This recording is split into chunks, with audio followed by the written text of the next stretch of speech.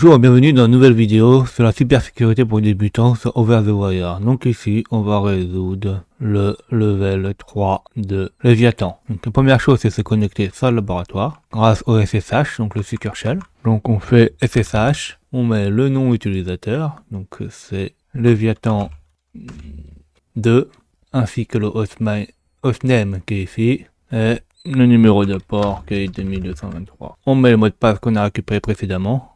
Donc là ici, et on se connecte. On regarde ce qu'on a comme fichier en faisant ls, l, et là on voit qu'on a un fichier qui s'appelle printfile, qui a un C2ID sur Léviathan 3. Donc il faut regarder ce qu'il fait. Donc testons-le, par exemple sur les mots de passe, donc printfile. Donc testons-le sur le mot de passe, donc on fait printfile. On met dans etc, Léviathan. Nous ce qu'on veut c'est le Léviathan 3, et on regarde ce que ça fait. Donc là il dit, je ne peux pas voir ce fichier, mais je ne sais pas pourquoi. Donc on va faire un ltrace. Donc ltrace en fait, ça vous permettra de voir les appels système que fait le système d'exploitation. Donc quel appel système, ça peut être par exemple afficher du texte, donc il va appeler un appel système pour afficher du texte, accéder à un fichier, écrire un fichier, ouvrir un fichier, etc.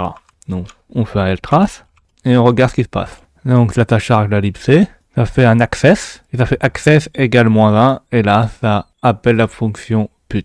Donc en fait on a quelque chose qui vérifie dans access 1 et on ne sait pas pourquoi ça fonctionne pas. Donc à quoi ça sert access? Et ben il faut regarder dans le manuel, man access. Et là on voit que c'est une fonction, donc c'est une librairie qui appartient en C. Donc on a une description. Et il dit qu'access en fait il vérifie l'appel du processus et il voit si est-ce qu'il peut accéder au fichier par rapport à son fichier, et si le fichier c'est un lien symbolique, il est différencié. En fait, c'est-à-dire qu'il est différencié, c'est-à-dire qu'il va prendre les droits que du fichier où il est pointé et non les droits du lien symbolique. Donc vu ce que je comprends, c'est qu'en fait il doit essayer d'accéder au fichier, et s'il n'a pas les droits ou il trouve pas le fichier, ben en fait ça met un message d'erreur, ça nous affiche un message d'erreur. Donc là, il y a la valeur qui est retournée, qu'on a vu tout à l'heure, donc on a eu -1. Donc qu'est-ce qu'il y a marqué? Il y a marqué que les succès. Donc par exemple, toutes les permissions autorisées, si F est OK et que le fichier existe. Donc en fait, il faut qu'on avoir les permissions autorisées pour les fichiers, et en plus, il faut que le fichier existe. 0 est retourné en cas de succès. S'il y a une erreur, donc par exemple, si c'est interdit, etc., ou le fichier n'existe pas, ou notre erreur, il y a -1 qui est retourné. Donc là, c'est ce qui s'est passé. Maintenant, essayons de voir qu'est-ce qu'il fait. Enfin, ltrace, c'est un fichier où ça fonctionne. Par exemple, si on fait un hostname, ça devrait fonctionner.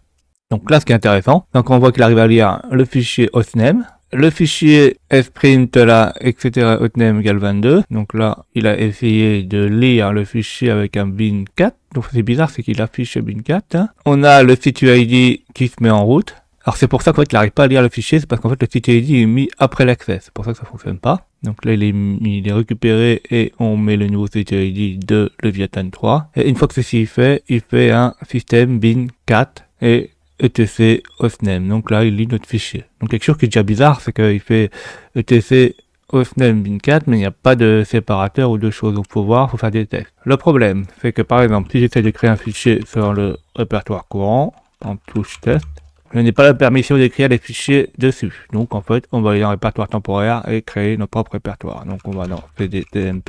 Là, il faut créer un répertoire qui n'existe pas. Par exemple, moi je fais test, P1, 2, 3, 4, 5, 6. Là, on voit qu'il n'existe pas. Donc on va dedans, on fait change directory. On fait 1, 2, 3, 4, 5, 6. Et là, on va faire quelques tests. Par exemple, on va créer deux fichiers qui contiennent du contenu, par exemple le contenu 1, et on va l'appeler 1txt. On va faire la même chose avec un deuxième fichier qui s'appelle 2txt, et on va simuler la commande qu'il a fait, donc la commande 4, et par exemple si je mets 1txt, ça affiche, et si je mets 1 et 2 txt de la suite, qu'est-ce que ça fait? Est-ce qu'il va afficher les deux? Oui, là il affiche les deux. Là c'est super important de comprendre ceci. Maintenant, on va essayer de créer un fichier qui a le nom des deux. Par exemple, il y a 1 txt et 2 txt. Voyons voir ce que ça donne, comment on va faire. Donc, on va faire un echo. On va appeler par exemple test. On va mettre des tests. Et on va mettre un fichier qui s'appelle, entre parenthèses, entre apostrophe, txt, 2, txt, 2. Enfin, ls à l pour voir ce qu'il y a. Et là, ce qui est marrant, c'est qu'on a un fichier qui s'appelle 1txt, un qui s'appelle 2txt, un qui s'appelle 1txt espace 2txt. Donc, voyons voir comment le programme réagit dessus. Donc, alors là, c'est dit, la petite vague, slash, donc là c'est répertoire courant utilisateur. On va lui dire de mettre printfile, et nous ce qu'on veut, c'est qu'ils mettent le 1 et 2txt. Donc on va mettre le fichier qui est là. Et on va voir, est-ce qu'il affiche le contenu de ça, ou il affiche le contenu des deux. Ça, ce serait très important. Ah, donc là, on voit qu'il y a déjà un problème. Il affiche, en voulant afficher ceci-là, les deux là, il affiche le 1 et le 2. Donc là, c'est pas normal. Faisons ltrace pour voir ce que ça fait. Donc là, on récupère le TextUD, le GUID. Donc, ce qui est super important, il fait un access non sur celui-là et ces fichiers-là, mais il fait un access sur ça. Et vu qu'il a les droits Leviathan 2, ça va fonctionner. Nous, ça n'a pas fonctionné tout à l'heure parce qu'on avait sur le mot de passe. Parce qu'en fait, il y a les droits Leviathan 3. Je peux vous montrer, hein. Il suffit juste de lister les droits comme ceci sur Leviathan 3. On voit que là, on n'avait pas les droits. Donc là, ça voudrait dire que, avec ce problème-là, c'est que si je fais un fichier txt comme ça, là, et dont le dernier fichier est pointe sur un fichier qui va dessus, ça va fonctionner. Alors, comment on fait sur Linux pour pointer vers ce fichier-là en créant des fichiers? Et ben, on fait un lien symbolique. Pour un lien symbolique, il faut un ln, s, le nom du fichier où il se trouve, qu'on veut pointer, donc c'est dans le Leviathan 3, et on va l'appeler comment? Bah, on va l'appeler test.txt par exemple. Donc là, on a notre lien symbolique, si on fait lsal, on voit que ça pointe vers là, et on voit qu'il a les droits là, mais bon, ça, en fait, il va être différencié, donc il n'a pas d'importance. L'important, c'est de recréer un fichier là, où le dernier nom contient le nom txt, mais qu'il y a les deux. Alors, pourquoi ça fait ça? C'est parce que là, 4 n'a pas été protégé. Dans le système, là, on voit qu'il met 4 et 4, comme on a fait là, et normalement, il aurait dû foutre un petit guillemet entre les deux, ou séparé. Donc, dès qu'il détecte un espace, il met soit un anti-slash, soit il met des caractères spéciaux entre les deux pour pas qu'on ait ce problème-là. Donc, c'est un problème d'implémentation de l'appel du système plutôt. Donc, créons un fichier avec le faux nom. Donc, par exemple, on peut utiliser la commande touch pour faire un fichier. Alors, comment on va l'appeler? Bon, on peut l'appeler, par exemple, un txt, et puis la fin, là, on a dit que ça s'appelait test. Donc, on appelle test.txt. Là, il a été créé, on vérifie s'il a bien été créé, donc là il a bien été créé. Est-ce qu'il a les bons droits? Leviathan 2, donc c'est bon. Donc normalement, si je fais la petite vague là, l'esperluette, donc je fais print file et que je pointe sur le bon fichier, donc sur le 1txt test, ça devrait fonctionner. Oui, là en fait ça fonctionne parce qu'en fait il lit le premier fichier là, et il lit le fichier lien symbolique là, et que l'access a été mis au début. Ça, on peut le voir en faisant ltrace. On va faire ltrace. Hop. En faisant le ltrace, là, on voit qu'il vérifie l'access sur le fichier complet, là, le 1txt test, et avec les deux apostrophes, là, entourés.